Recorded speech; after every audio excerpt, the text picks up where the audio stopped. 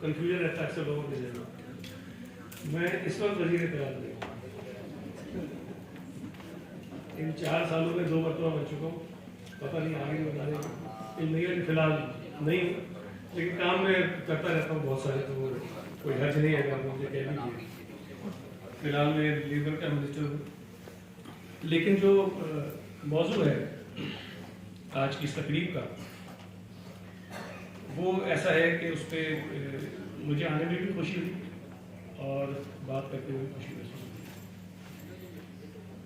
ایک تو کمال صدیقی صاحب کافی عرصے سے یہ اچھا کام کر رہے ہیں، اور میں جب پہلی مرتبہ وزیر بنا تھا انفارمیشن کا تو میں نے ان کو وزٹ بھی کیا اور ہم نے پلان کیا کہ ہمارا جو انفارمیشن ڈپارٹمنٹ ہے اس میں جو لوگ کام کرتے ہیں جن کا کام انفارمیشن سے ریلیٹڈ ہے ان کو ماہر ہونا چاہیے، لیکن ان کو بہت کچھ پتہ ہے سوائے انفارمیشن کی، تو ہم نے پلان کیا کہ کسی طرح سے ان کی بھی ٹریننگ کروائیں، اور ایک لانگ ٹرم پلان تھا، یہ نہیں تھا کہ 10 12 15 لوگ آئیں گے،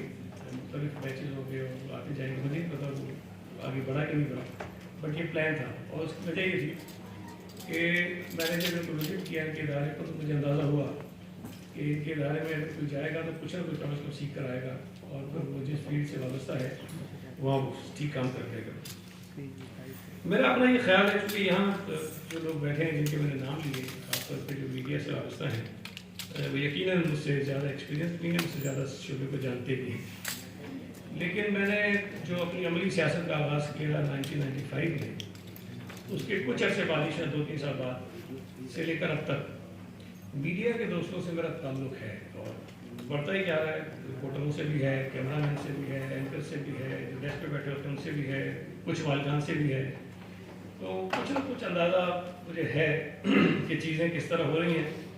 اور کہاں ان کو ٹھیک کرنے کی ضرورت ہے۔ پہلا تو یہ کہ جو آپ نے یہ پلان کیا کہ آپ نے ٹرین کیا، کچھ سکھانے کی کوشش کی، کچھ پڑھایا،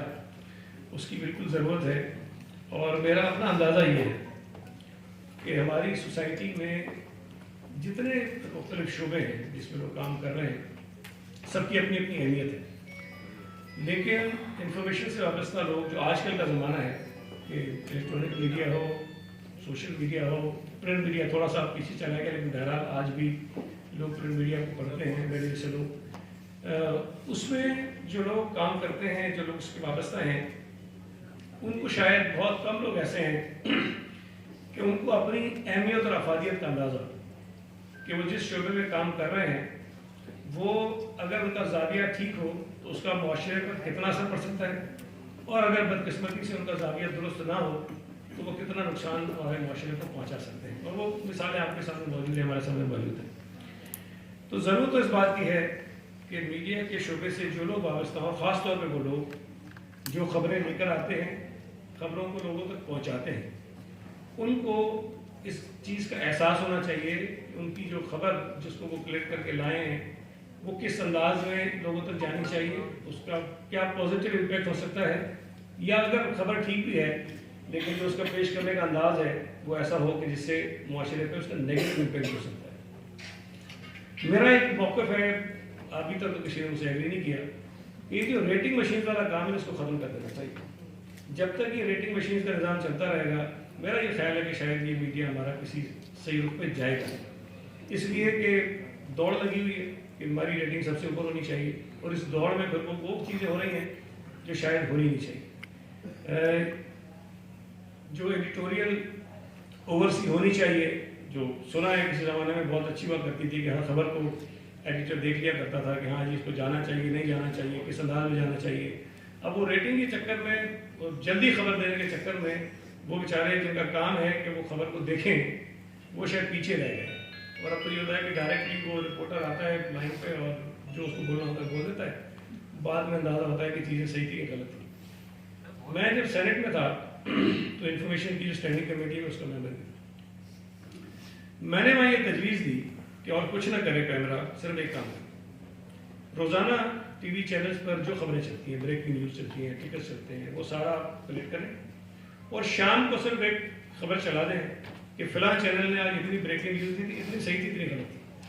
اور اتنے ٹکٹ انہوں نے چلائے تھے، اتنے ٹھیک تھے، اتنے غلط تھے۔ कम से कम ये काम करने से थोड़ा सा उनके अंदर एहसास होगा कि नहीं हमारी खुदी भी हो रही है और बड़ी बुरी बात है कि हमारी 20 खबरें आई थी उसमें से आगे 18 गलत थी, तो इससे थोड़ा सा वो शायद मोहताज हो जाएंगे। लेकिन बहरहाल इस पर भी वो शायद काम हुआ नहीं है। जो मकसद था आज के इवेंट का, जिसमें एक कोलैबोरेशन है national commission for status of women national, ये आपका centre for excellence for journalism और UNFPA का, इनकी कोशिश पे कम से कम मुझे एतमाद है कि जो एफर्ट किए गए होंगे वो ज़रूर कारगर साबित होंगे। और इसमें जो लोग शामिल हुए हैं,